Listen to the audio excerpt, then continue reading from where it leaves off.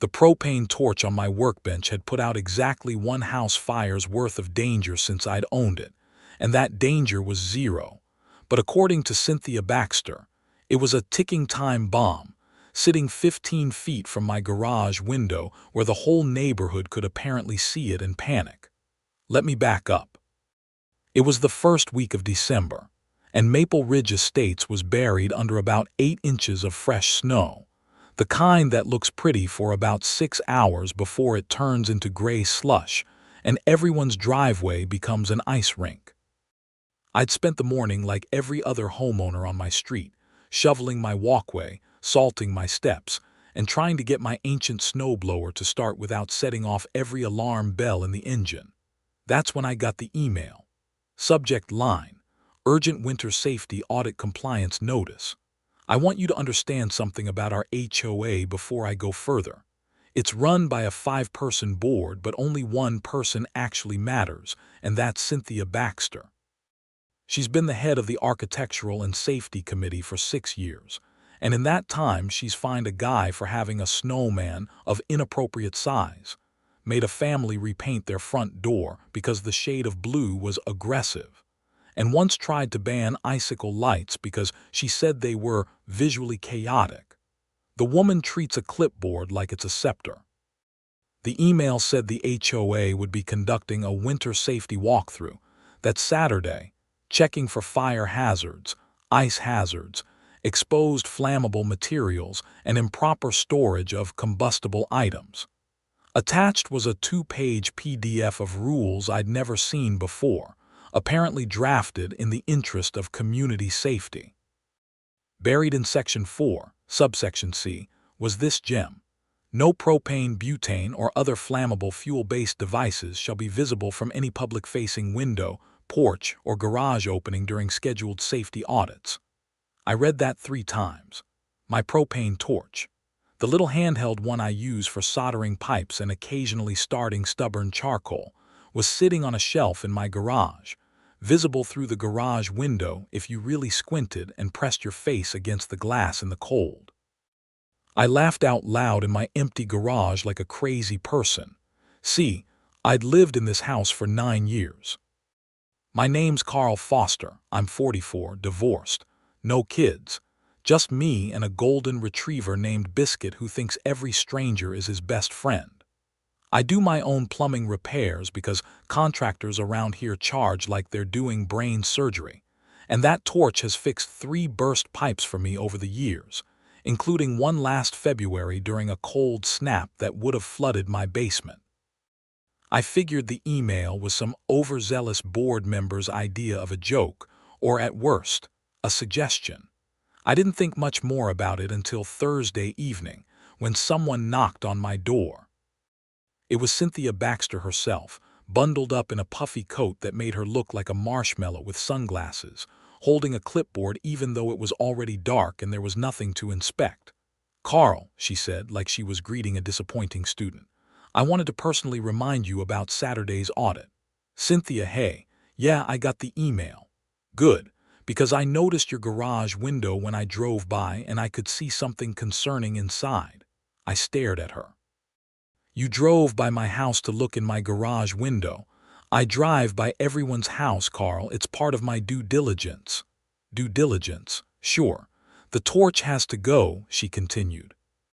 "It's a fire hazard, and during winter, fire risk increases because of dry conditions and heating systems being overworked.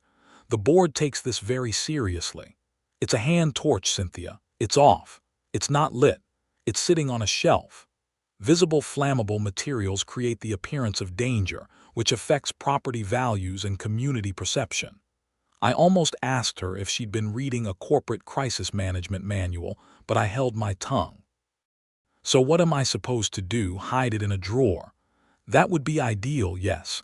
Or better yet, store it somewhere not visible from any window facing the street or common areas. It's a torch for soldering pipes." "I understand you use it for household repairs, Carl, but the rules apply equally to everyone."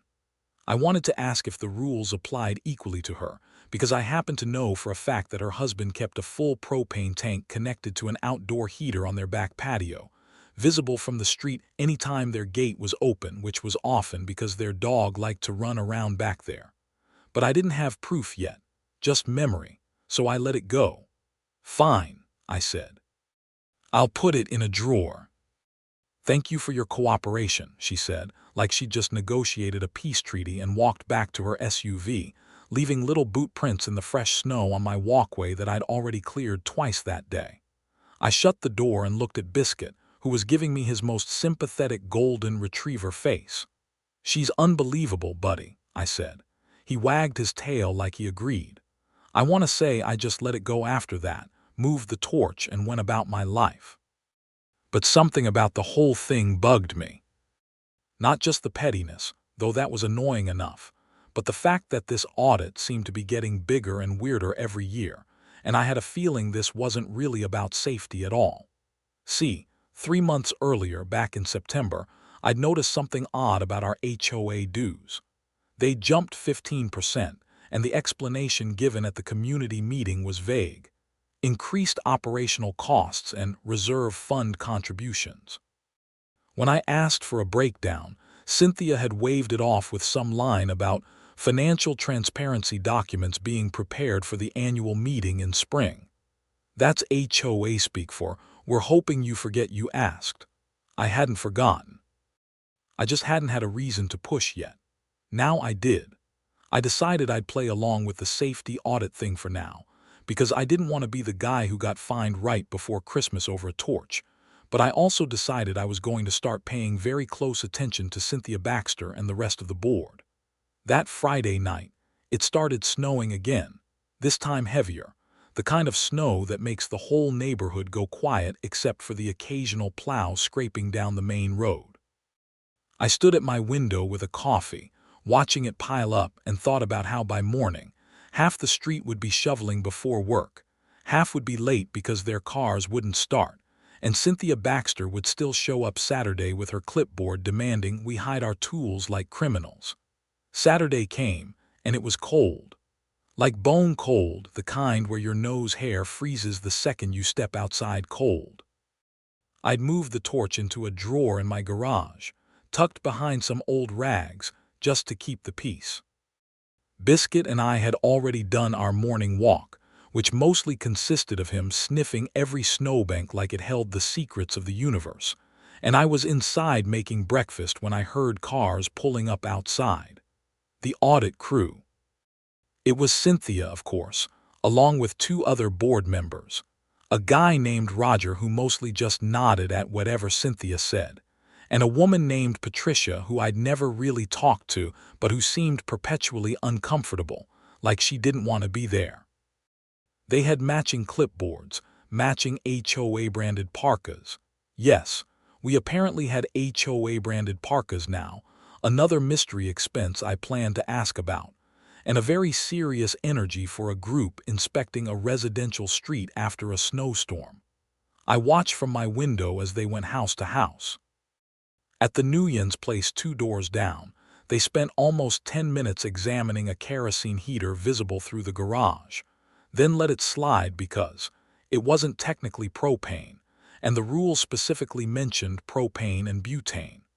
I nearly choked on my coffee at the audacity of loophole logic being applied selectively. At the Marsh's house across the street, they flagged an extension cord running to a space heater in their shed, said it violated electrical safety guidelines that apparently existed in some other document nobody had ever seen, and levied an immediate warning with a follow-up fine threat. Then they came to me. I opened the door before Cynthia even knocked, mostly because Biscuit had already alerted me with his special, "There are people outside I must greet," bark. "Carl," Cynthia said, stepping inside my doorway uninvited, peering past me into the house like she was scanning for contraband. "May we do a quick walkthrough of your garage?" "Sure," I said, because I had nothing to hide, and honestly I was a little curious what other absurd things she'd flag. We walked around to the garage, Roger and Patricia trailing behind, and Cynthia clicked on a little flashlight even though it was broad daylight outside, just to peer into every corner like she was searching for contraband explosives. "Where's the torch?" she asked immediately. Put it away like you asked." She frowned, clearly disappointed that she couldn't catch me in a violation. She scanned the shelf, then the workbench, then narrowed her eyes at a red gas can sitting in the corner, the one I use for my snowblower. "That's a fuel container," she said. "Yeah, for the snowblower, which I used about 20 minutes before you got here because, it snowed 9 inches last night. It should be stored in an approved fire safety cabinet, not left in open view. It's in my garage, Cynthia. Nobody can see it unless they're standing exactly where you're standing right now. The rules state combustible materials should be properly contained." I looked at Roger, hoping for some kind of sanity check, but he just shrugged apologetically and wrote something on his clipboard. Patricia looked at the floor. "Are you going to fine me for having gasoline for my snowblower during a snowstorm?" I asked, genuinely trying to understand the logic here.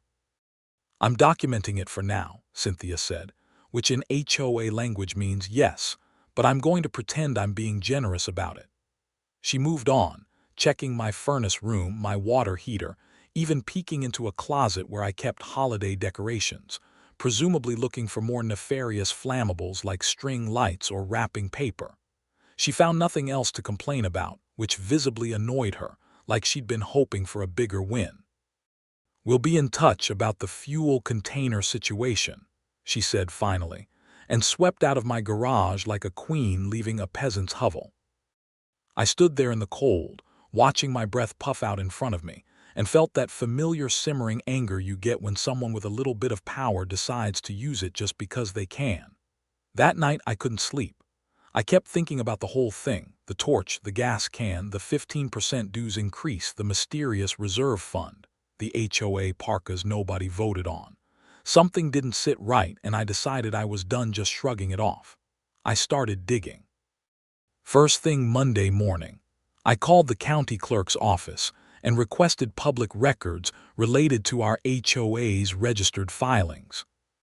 Turns out, homeowner associations have to file certain financial disclosures annually, and while most people never bother checking, I had time on my hands and a serious grudge. What I found took 2 days to fully piece together, but it was worth every minute. Our HOA's official filings showed a special winter maintenance fund that had been created the previous year, funded partially by that 15% dues increase. The stated purpose was snow removal, road salt, and safety compliance measures, which I guess now included torch hunting. But here's the thing. When I compared the actual snow removal contractor's invoices, which I got through a friendly conversation with the plow guy himself, turns out he was frustrated too, because he'd been paid late twice that season despite the HOA supposedly having plenty of funds. The numbers didn't add up. The HOA had budgeted almost triple what the actual snow removal costs were. Where was the rest of the money going? I kept digging and found something even more interesting. An invoice for committee training materials and safety audit equipment, dated back in October, for almost $4,000.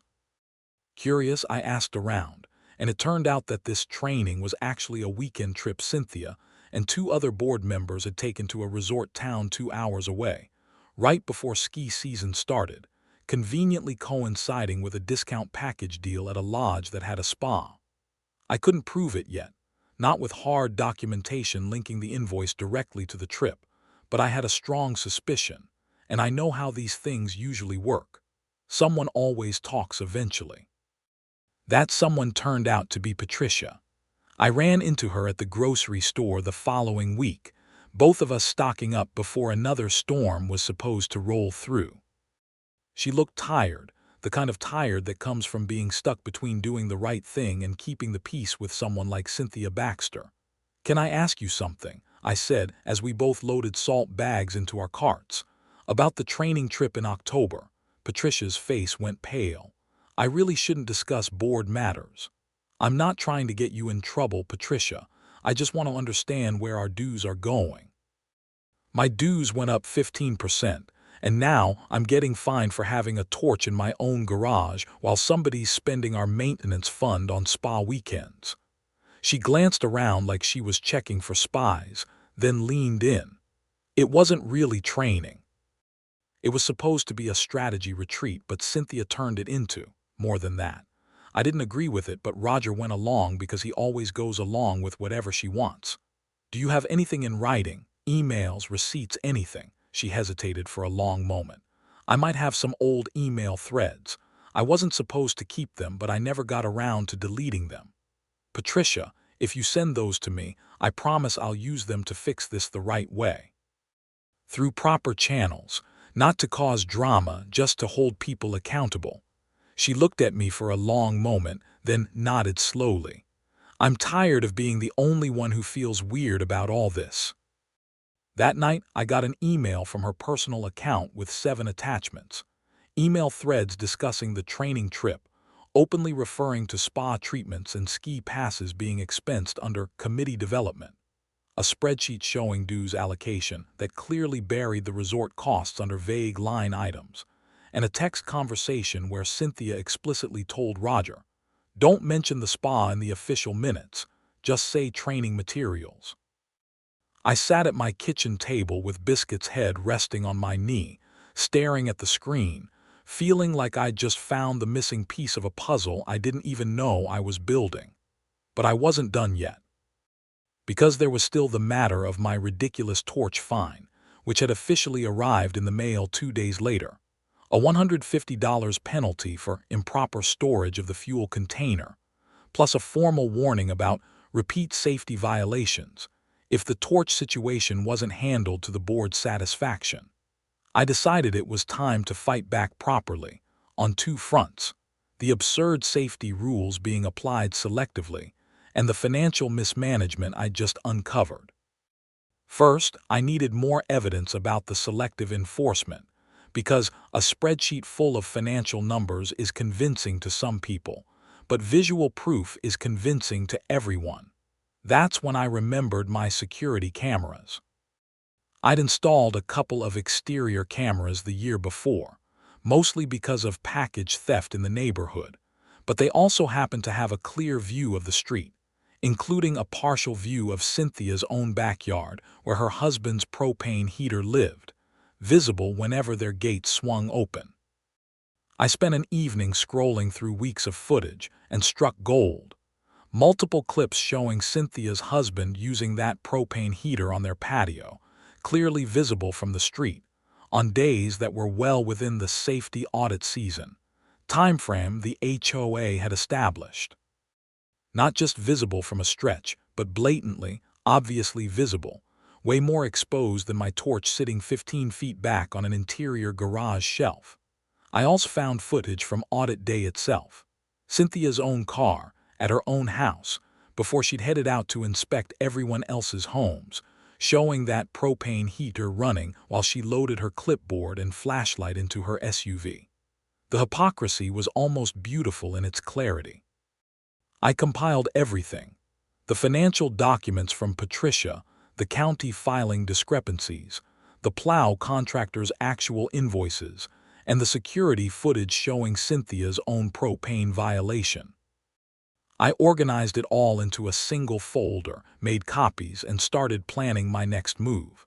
The annual HOA meeting was coming up in 2 weeks, the one where the financial transparency documents were supposedly going to be presented. I decided that was going to be my stage. But first, I had smaller business to handle: the torch fine. I wrote a formal appeal letter, citing the HOA's own bylaws, which I'd actually read cover to cover for the first time in 9 years of living there, which, in hindsight, I should have done a long time ago. Turns out, under our state's homeowner association laws, any new rule or amendment, like this whole visible flammable materials clause, has to go through a proper notice and comment period with homeowner votes before it can be enforced as an official rule with fines attached. Cynthia's Winter Safety Audit rules had never gone through that process. They'd just been unilaterally added to a PDF and emailed out, which, legally speaking, meant they had zero enforcement power. I attached this legal argument to my appeal, along with photos of my torch safely stored in a drawer, just to show good faith, and photos of Cynthia's own propane heater, clearly visible from the public street, along with timestamps matching audit days. I submitted it directly to the HOA's management company, which technically oversees the board and is supposed to make sure they don't go rogue with power, though in my experience they mostly just collect fees and stay out of it unless something forces their hand. This time, I made sure something forced their hand. I copied the county clerk's office on the appeal too, just to create an official paper trail, mentioning the discrepancy I'd found in the reserve fund filings, phrased carefully as a request for clarification regarding compliance with public disclosure requirements. Because I wanted this handled properly, not through some chaotic public meltdown, but through documented, undeniable process. Word travels fast in a neighborhood like mine, especially when you start asking questions that make people nervous. Within days, I started getting texts and knocks on my door from other homeowners. The Nuyens told me they'd also gotten a bogus fine, this one for their kerosene heater, despite the rule apparently not covering kerosene, which just proved the rules were being invented on the fly depending on Cynthia's mood. The Marsh family said their extension cord violation had somehow turned into a $200 fine that nobody could find any actual rule number for. Turns out, at least 6 households had received some kind of arbitrary winter safety fine in just the past 2 weeks, all with vague justifications, all pushed through by Cynthia's authority alone, with Roger nodding along and Patricia quietly uncomfortable in the background. I started a group chat. I know, every HOA horror story eventually involves a neighborhood group chat, but this one actually became useful. I laid out what I'd found carefully, factually, without exaggeration, because I wanted people to trust the information, not just get riled up emotionally. The response was immediate. People were furious, but more importantly, people were motivated. Several neighbors said they'd attend the upcoming annual meeting, which up until now had been sparsely attended, usually just the board and maybe 2 or 3 retirees with nothing better to do on a Tuesday night. This time, it looked like we were going to have a crowd. The night before the meeting, another storm rolled in, dumping almost a foot of snow across town. Roads turned treacherous, plows were out in full force, and half the neighborhood group chat was full of people complaining about ice patches and cars sliding into snowbanks. I remember thinking, half joking, that even Mother Nature seemed to be building tension before the big showdown. I spent that evening organizing my folder of evidence into a clean presentation, printed documents, a USB drive with the security footage clips, and copies of the relevant state HOA laws highlighted in yellow. Biscuit sat next to me the whole time, occasionally sighing like he understood the gravity of the situation, or maybe he just wanted a walk. The morning of the meeting, the snow had stopped, but the temperature had dropped hard, single digits, the kind of cold that makes your car door handles feel like they're trying to bite you. I cleared my driveway early, packed my folder into a waterproof bag just in case, and headed to the community clubhouse where these meetings were held. I want to say I walked in feeling confident, but honestly, my stomach was doing flips the whole drive over. Confronting someone like Cynthia Baxter isn't just about having the facts. It's about being willing to stand in a room and say them out loud while she tries to talk over you, deflect, and make you look like the unreasonable one. The clubhouse parking lot was fuller than I'd ever seen it. Cars were parked along the snowy curb, engines steaming in the cold, and as I walked in, I saw at least 40 familiar faces, way more than the typical 5 or 6 attendees these meetings usually pulled in. Cynthia was already at the front table, along with Roger and Patricia, and 2 other board members I rarely interacted with.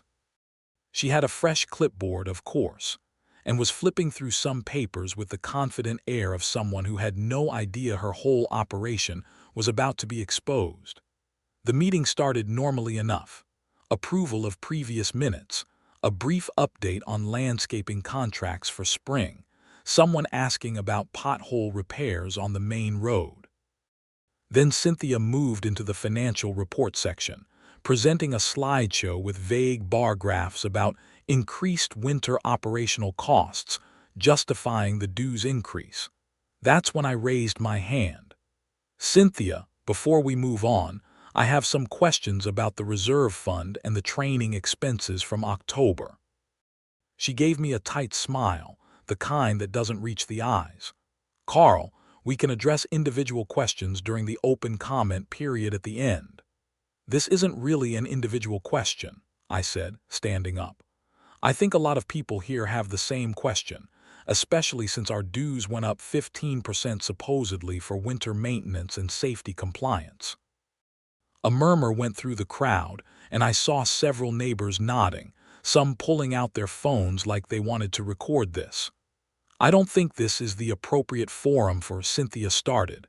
It's the annual meeting, I interrupted, as politely as I could manage. Isn't this exactly the forum for financial transparency? You said back in September this would be addressed at the annual meeting. She glanced at Roger, who suddenly seemed very interested in his own shoes. Fine, she said, straightening up like she was preparing for battle. What's your question? I walked to the front, folder in hand, and connected my USB drive to the clubhouse's ancient projector, which thankfully still worked despite looking like it belonged in a museum. I did some research into our HOA's reserve fund and the winter maintenance budget, I said, pulling up the first document, the county filing showing the fund's stated purpose. This shows our snow removal and safety compliance budget for this season. I compared it to the actual invoices from our snow removal contractor. I pulled up the second document, the contractor's invoices, side by side with the budgeted amount. There's almost an $11,000 gap between what was budgeted and what was actually spent on snow removal, so I started wondering, where did that money go? The room went quiet, really quiet. The kind of quiet where you can hear the old heating system humming in the background. That's when I found this, I continued, pulling up the invoice for committee training materials and safety audit equipment dated in October. $4,000. I asked around, and it turns out this wasn't training. It was a weekend trip to a ski resort. Gasps. Actual audible gasps from the crowd. Someone in the back said, loud enough for everyone to hear, "Are you kidding me?" Cynthia's face had gone from confident to pale to a kind of blotchy red I'd never seen before. "That is completely mischaracterized," she said, standing up. "That was a legitimate committee development retreat, with spa treatments and ski passes." I asked, pulling up the email thread Patricia had sent me, projected large enough for the whole room to read clearly. The line where Cynthia told Roger, "Don't mention the spa in the official minutes," was highlighted in yellow. The room erupted. People started talking over each other, some laughing in disbelief, some outright angry, someone shouting, "That's my dues money," from somewhere near the back. "Where did you even get that?" Cynthia snapped, glaring daggers at me, then at Patricia, who was sitting very still, staring at her hands.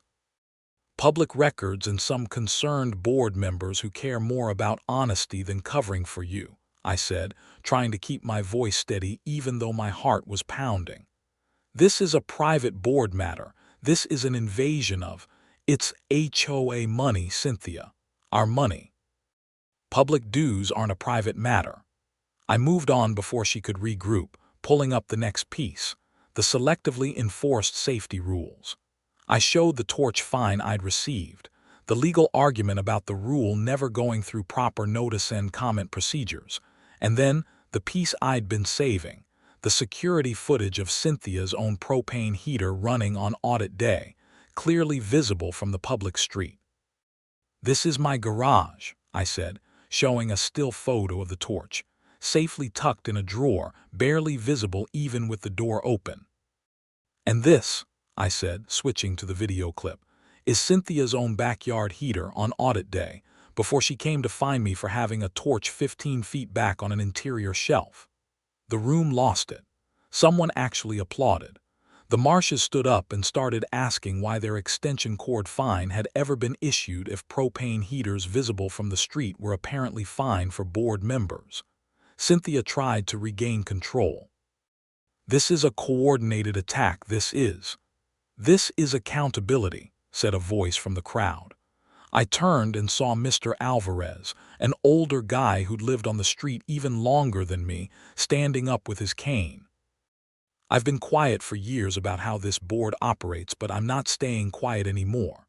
We need a full financial audit, an independent one, not whatever internal nonsense gets called an audit around here." More murmurs of agreement, more people standing up, and I realized this had turned from a confrontation into something bigger, an actual uprising fueled by months, maybe years, of quiet frustration finally boiling over. Patricia stood up then, visibly shaking but determined. "I want to say something. I didn't agree with how the training fund was used. I raised concerns privately, and I was told to stay quiet or risk being removed from the board. I have email records showing that too if people want them." The room went from angry to stunned. Cynthia's grip on her clipboard had gone white-knuckled. "This meeting is adjourned," she said suddenly, trying to make a break for control. "You don't get to adjourn a meeting because you're caught," someone shouted. "There's a motion on the floor for an independent audit, and I think we should vote on it right now." The property management company's representative, a guy named Dennis, who usually just sat quietly in the back during these meetings looking bored, suddenly stood up. "Actually, given the seriousness of these allegations and the documentation presented, I think it would be appropriate to formally table this meeting and schedule an emergency session with legal counsel present, and I'll be recommending an independent financial review to the management company immediately." Cynthia looked like she wanted to argue, but the tide in the room had completely turned against her. Even Roger, who'd spent years just nodding along with whatever she said, quietly raised his hand and said, "I think that's the right call, actually.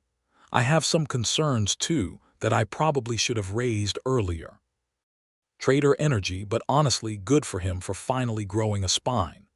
The meeting ended in chaos, but productive chaos, the kind where people exchange numbers, form action committees, and start planning next steps instead of just going home angry and doing nothing.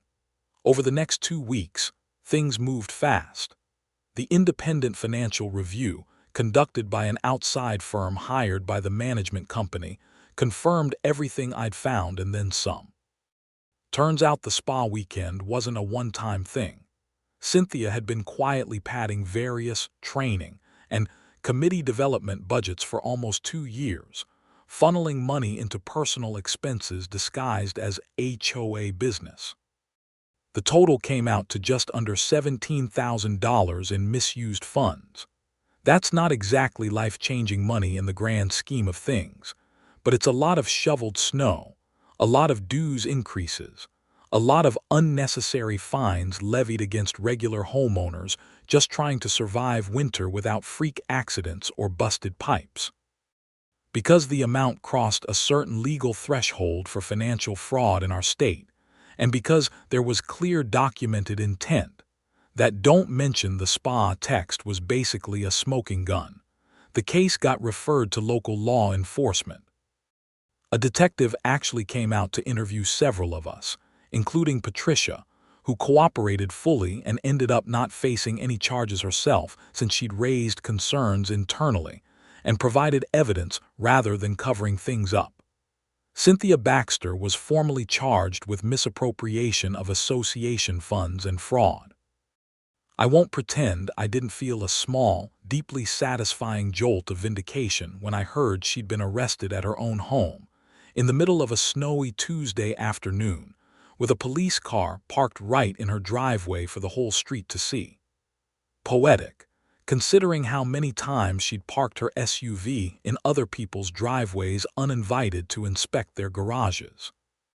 The HOA board called an emergency election within the month.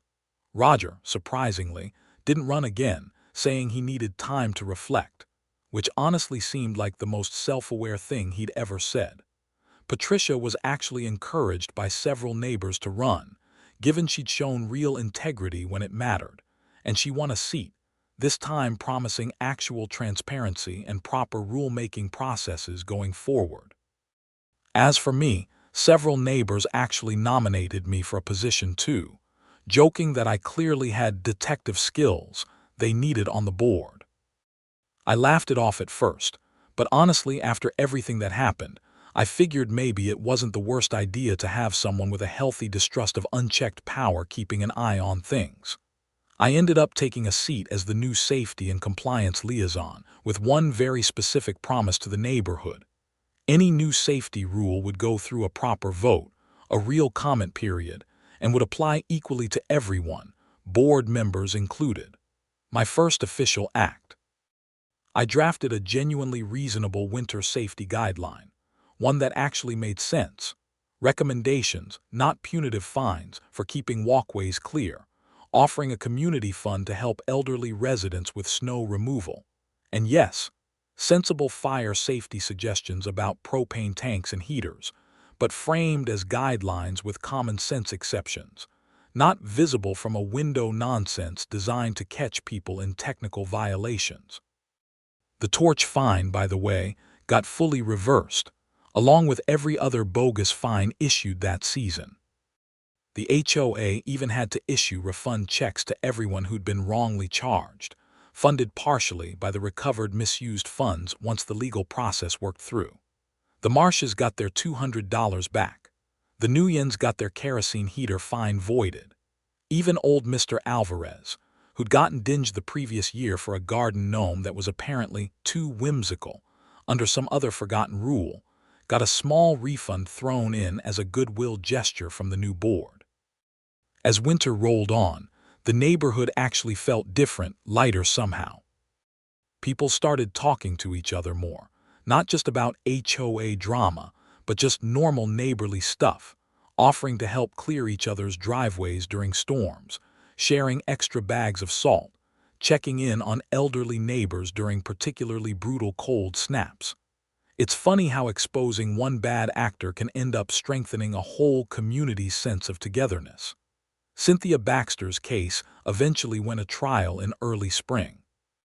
I didn't attend every session, but I went to the sentencing hearing, partly out of curiosity, partly because I felt like I owed it to myself after everything to see it through to the end. She was ordered to repay the full amount she'd misappropriated, sentenced to community service, ironic, given how she treated actual community service as a personal power trip for years, and permanently barred from serving on any HOA board in the state. I heard through the grapevine that she and her husband ended up selling their house not long after and moving out of the neighborhood entirely, which honestly, nobody seemed too broken up about. As for my torch, it lives right back on that garage shelf, fully visible if you press your face against the window like a weirdo, and nobody's said a word about it since. Sometimes I catch myself glancing at that spot and just smiling, thinking about how something so small, one ridiculous rule about a torch nobody could actually see from any reasonable distance, ended up unraveling years of quiet corruption. Biscuit still greets every stranger with unconditional enthusiasm, blissfully unaware that he lives in a neighborhood that briefly turned into a genuine legal drama over propane and snow. Last week, another storm rolled through, dumping about 6 inches overnight. I got up early, cleared my driveway, helped Mr. Alvarez clear his walkway since his hip's been bothering him this year, and waved at Patricia across the street as she loaded her kids into the car for school. No clipboards, no flashlights peering into garage windows, no absurd fines waiting in the mailbox. Just a normal winter morning in a neighborhood that finally learned the difference between real safety and someone abusing a little bit of power to make everyone else's life miserable. And honestly, that's a pretty satisfying ending to a story that started with something as dumb as a torch nobody could even properly see.